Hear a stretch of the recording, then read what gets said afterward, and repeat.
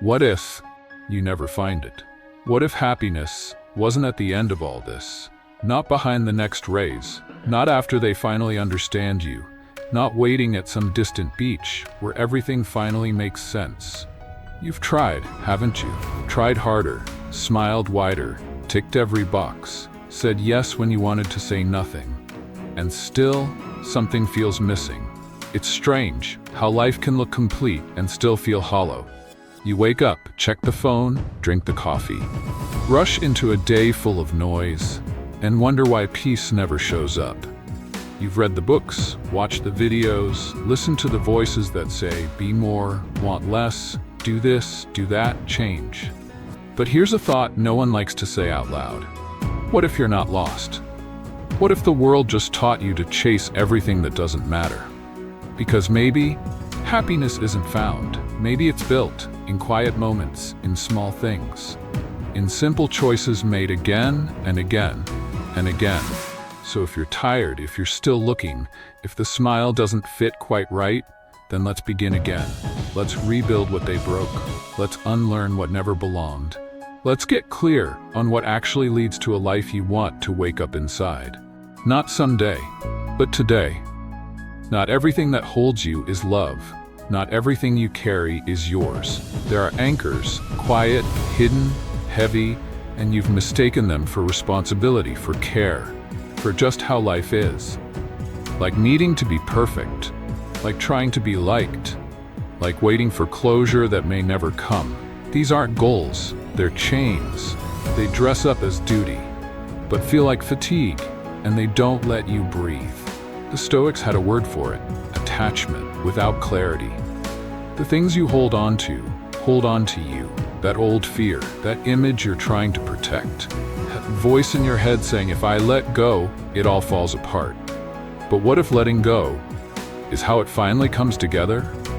You can't rise with full hands. You can't move forward while dragging the weight of people you've already outgrown. So start small. Name the anchors, not to shame them, but to see them. Because what's seen can be set down. Maybe it's the need to control, maybe it's your phone, maybe it's a story you've told yourself so many times you don't know how to live without it. The Stoics weren't emotionless, they were selective. They didn't fear pain, they feared wasting life on what couldn't be controlled. And so they cut. Quick, clean, precise. Not everything deserves a reaction. Not everyone deserves a seat at your table. Some things feel heavy because they are done.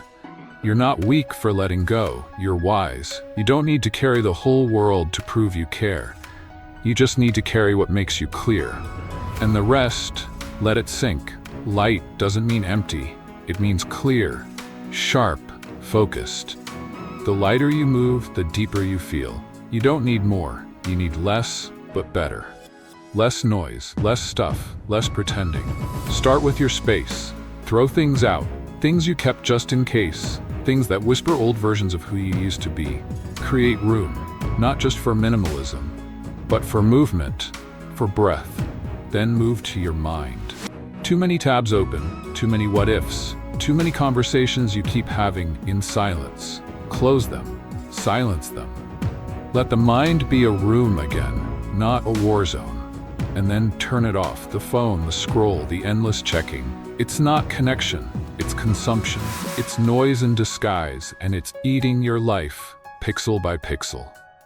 The Stoics practiced something rare: stillness in motion. They walked, they wrote, they sat in silence to sharpen clarity. They laughed, they rose early.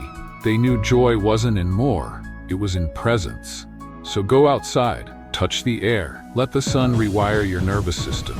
Smile, not because everything's perfect, but because you remembered. Not everything deserves your tension. You don't have to fight your way through life, you can flow. Still strong, still grounded, just lighter. Move light, not to escape, but to arrive. At yourself, at peace, at a life that feels like breath, not battle. If you don't protect it, they'll take it, piece by piece. Not because they're cruel, but because you left the door open. Your core is who you are when no one's watching.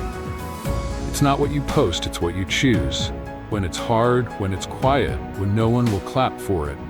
Most people never find it. Too busy adjusting, too busy bending.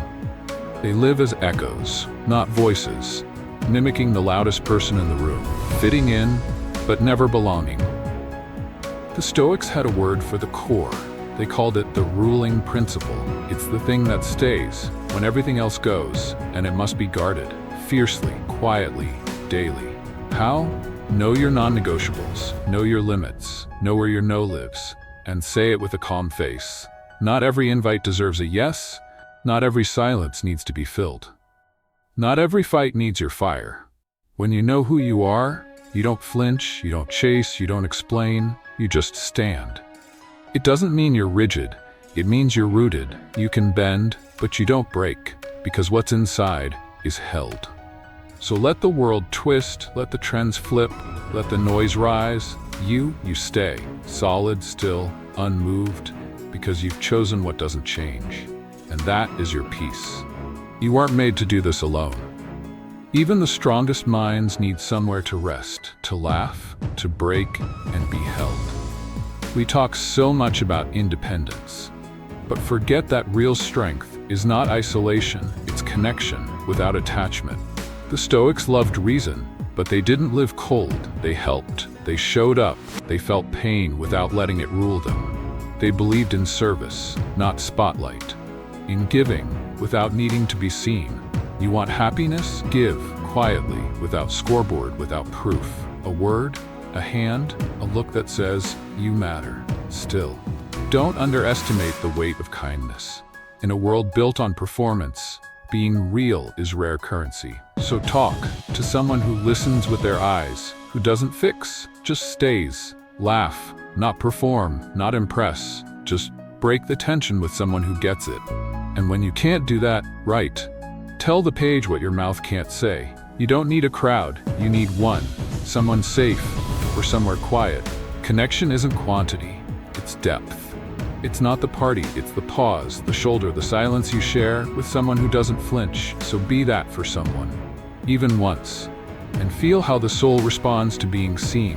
Not judged, not filtered, just seen. In the end, happiness doesn't come from what you hold, it comes from what you touch, and what touches you when you finally let it. Stop looking for it.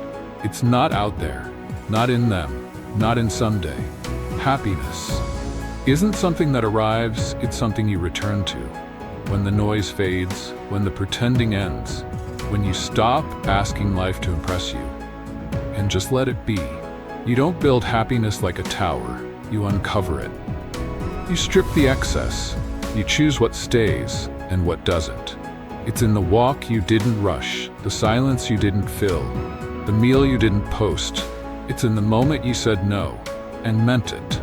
In the version of you that no longer apologizes for choosing peace. You've been chasing joy like it's hiding, but it's not hiding, it's waiting, right where you left it, before the world told you you had to earn it. So breathe. Feel the weight slide off. Let the tightness leave your chest. You're not behind. You're not broken. You're just back. Back to the you that doesn't need fixing. Maybe you won't always feel happy, but you can always feel here. And that is enough. So next time you catch yourself searching, pause, look around, listen, and say it softly, I'm already home.